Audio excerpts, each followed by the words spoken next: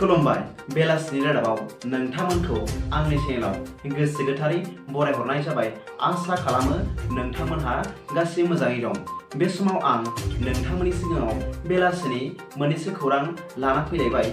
अन्नानै भिडिअखौ स्किप खालामाजासे जोबजासिम नायलांदो आरो भिडिअखौ मोजां मोनदोंब्ला अन्नानै लाइक आरो शेयार खालामनो दाबाव।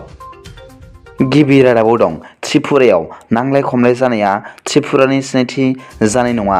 बिजेपिआ त्रिपुराखौ गिनाय आरो दावराव दावसिनिफ्राय उदां खालामबाय। बे बाथ्राखौ मैया भारतनि गाहाय मन्त्रि मानव गेदेर नरेन्द्र मदि बिथाङा त्रिपुरायाव जानो गोनां बिधानसभा बिसायख'थिनि फोसावदिंनाय समाव बुंदों होनना मिथिनो मोननाय जादों। बिथाङा बुंबावदों दि कंग्रेस आरो गुबुन बेरेखा हान्जाफोरा रायजोफोरखौ थगायोल' आरो गोरिबखौ नासयनानै जाग्रासो होनना गावनि बिबुंथियाव फोरमायदों होनना मिथिनो मोननाय जादों। बिथाङा फोरमायबावदों दि गावनि हरनाय PMAY न' आरो PM किसाननि खाबुफोरखौ बयबो मोनगासिनो दं होनना फोरमायदों। बिथाङा फोरमायबावदों दि त्रिपुरायाव गामि फोनांजाबनायनि राहा हिसाबै 5,000 किल'मिटार लामा बानायना होनाय जाबाय आरो गोबां बिथांखि सरकारा लागासिनो दंबावो होनना बिथाङा फोरमायबावदों आरो लोगोसे सिदायै फामि बिबारनि सावगारियाव महर होनो खावलायदों होनना मिथिनो मोननाय जादों। नैथि रादाबाव दं मैया सुनिबारखालि आसामनि सासे आर्मिया मैदेरजों गाथारजादों। मिथिनो मोननाय बादिब्ला मैया सुनिबारखालि मासे हाग्रानि मैदेरा गुवाहाटीनि नारेंगियाव थानाय आर्मि केम्पआव हाबनानै सासे आर्मिखौ गोब्राब जखम खालामलांदों आरो देहा फाहामसालियावनो बे आर्मिया अबथिरा जिउ गारनांदों होनना मिथिनो मोननाय जादों। मिथिनो मोननाय बादिब्ला बे जाथाया मैया सुनिबार मोनाबिलिनि 7 रिंगासो समाव जादोंमोन आरो जिउ गोमाजानाय आर्मिनि मुंखौ खामलियां केम्प होनना मिथिनो मोननाय जादों।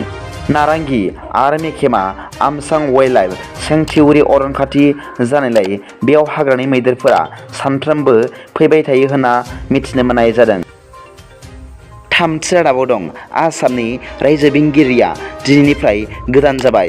बे गोदानै आसामनि रायजो बेंगिरि हिसाबै थिसनजानाय सुबुंनि मुङा जादों मानव गेदेर गुलाब सान काटारिया होनना मिथिनो मोननाय जादों। मख'नो गोनांदि मानव गेदेर बिथां गुलाब सान काटारिया बिथाङा आगुनि राजस्थान सरकारनि नखर मन्थ्रिमोन होनना मिथिनो मोननाय जादों। बिथाङा 2014 निफ्राय 2018 मायथाइसिम राजस्थान सरकारनि नखर मन्थ्रि जानानै दङमोन आरो 2019 निफ्राय 2023 मायथाइसिमाव राजस्थान लेजिस्लेटिभ एसेम्ब्लिनि उल्था हान्जानि दैदेनगिरि हिसाबै खामानि मावगासिनो दङमोन होनना मिथिनो मोननाय जादों। बिथांखौ BJP हान्जानि होननानै मिथिनो मोननाय जादों। ब्रैथि रादाबाव दं तुर्की आरो सिरियायाव गिख्रंथाव बांग्रि मावनायजों थैनायनि अनजिमाया दासिमाव 28,000 सा आरो जोखोम जानायनि अनजिमाया खमैबो 10,000 सा जाहैबाय होनना मिथिनो मोननाय जादों। दिनैनि बेलासिनि मोननैसो खौरांफोरा दा बेखिनिल'मोन। भिडिअखौ मोजां मोनदोंब्ला अन्नानै लाइक आरो साबस्क्राइब खालामनो दाबाव आरो बेल आइकनआबो थुनानै ला, जाहाथे आं गोदान गोदान निउस आपडेट लानानै फैब्ला नोंथांनियाव सिगांग्रो नटिफिकेसन सौहैयो। गाबोननि फुंबिलिनि रादाबाव नोंथांमोनखौ आंनि चेनेलाव गोसो गोथारै बरायहरनाय जाबाय। गोजोन्थों। एसेनोसै। जै बर' हारिनि जै।